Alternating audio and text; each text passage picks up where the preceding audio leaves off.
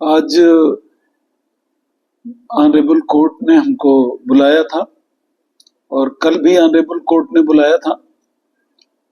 Double bench में एक PIL लगी थी, उसी के संदर्भ में बुलाया गया था। कल मुझे इसलिए बुलाया था ऑनरेबल जज ने क्योंकि कुछ दिन पहले भी एक बार जब हम गए थे तो ऑनरेबल जस्टिसेस ने ये चाहा था कि हमें आप बताइए रोड मैप रिम्स कैसे इम्प्रूव करेगा और क्या क्या प्रॉब्लम है, वो आप सारी लिस्ट दीजिए। तो हमने एक लिस्ट सबमिट की थी जिसमें इंफ्रास्ट्रक्चर, मैन पावर और बॉटलनेक्स क्या क्या हैं, इसका एक लंबा सा प्रपोजल हमने कोर्ट में सबमिट किया हुआ था।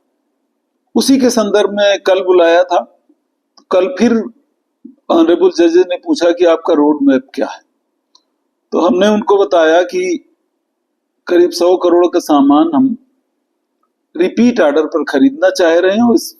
इस विषय पर माननीय मुख्यमंत्री जी के सामने चीफ सेक्रेटरी और honourable development commissioner, honourable chief secretary, honourable CM के साथ इस पे डिस्कशन हो चुका है और माननीय मिनिस्टर भी इस पे एग्री करते हैं, ताकि जो है रिम्स में, चूंकि हमारे पास प्रोक्योरमेंट सेल स्ट्रांग नहीं है, ना प्रोक्योरमेंट के लिए कोई सक्षम अधिकारी है, ये काम भी हम स्पेशलिस्ट से ही करवा रहे हैं।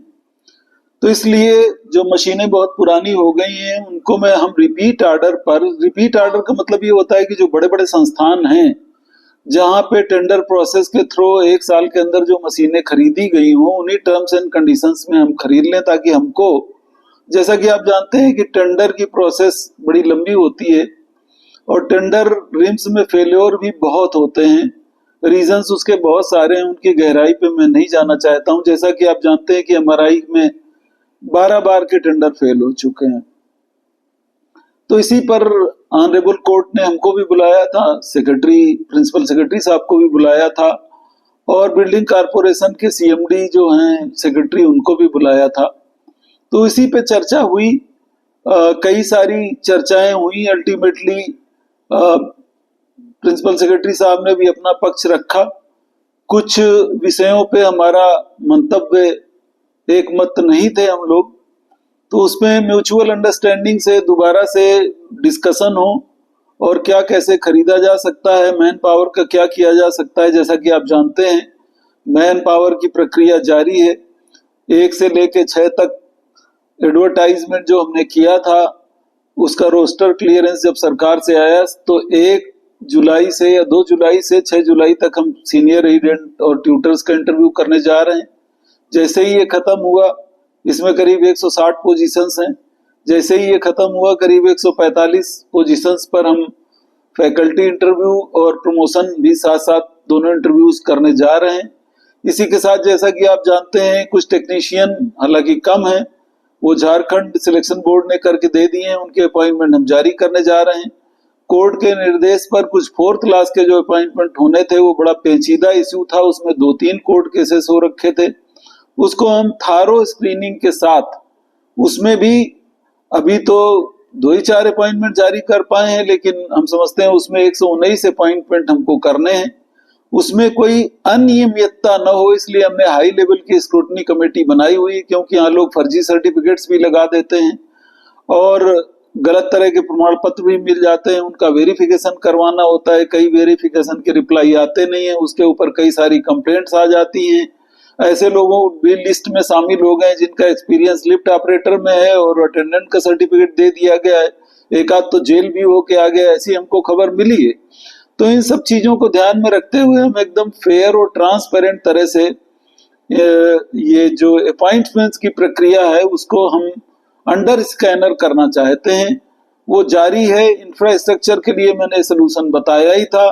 बॉटलनेक्स की बारे में जहां तक बात है, आप सभी जानते हैं कि हमारी बॉटलनेक्स, हमारे पावर्स जो हैं वो मेनली गवर्निंग बॉडी से आते हैं और उसके नीचे 4 स्टेट्यूटरी बॉडीज हैं जिसमें एग्जीक्यूटिव कमेटी है, स्टेट कमेटी है, एकेडमिक काउंसिल है और फाइनेंस कमेटी है और एक परचेज कमेटी भी है। तो ये सारी कमेटीज में ज्यादातर की मीटिंग हमने कोड ऑफ कंडक्ट के टाइम कर रखी है, बहुत सारे डिसीजन हमने ऑलरेडी इन कमेटीज में ले रखे हैं।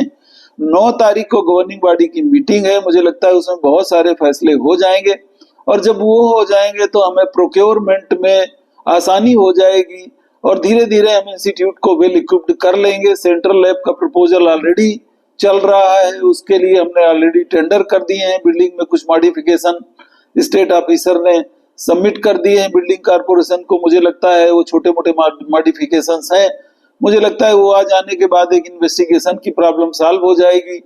उसी के साथ जो इंफ्रास्ट्रक्चर वीक है उसमें करीब 24 टेंडर हमने कर रखे हैं। वो 24 टेंडर में कुछ इंपॉर्टेंट इक्विपमेंट भी फाइनल हो गया है, बाकी की कुछ टेंडर प्रक्रिया चल भी रही है, कुछ टेंडर्स डाले जाने। इस तरह से हम धीरे धीरे इसको स्ट्रेंथन करने की कोशिश कर रहे हैं। बहुत दिन से इंस्टीट्यूट में मुझे लगता है कि मेरे आने के पहले बहुत सारी चीजों के कोई सिस्टम नहीं बने हुए थे, कोई नियमावली रेगुलेशन रिम्स का बना हुआ है लेकिन अंदर के सिस्टम्स नहीं बने थे। उनको हम रोजमर्रा बेसिस पर आप देखते होंगे कि कोई न कोई सिस्टम हम 2-4 दिन में एक डेवलप कर ही दे रहे हैं जिससे कि किसी चीज में अवरोध न हो, इरेगुलरिटीज भी कम हो। अभी लोगों को काम करने की आदत यहाँ कम है तो कोशिश कर रहे हैं, लिमिटेड स्टाफ है कि उसी से काम लिया जाए और इसके लिए छोटी मोटी वार्निंग्स और छोटे मोटे दंडात्मक कार्रवाइयां जहाँ जरूरी होंगी की जाएंगी, जो क्रॉनिक हैं उनके अगेंस्ट सख्त कार्रवाइयां भी की जाएंगी।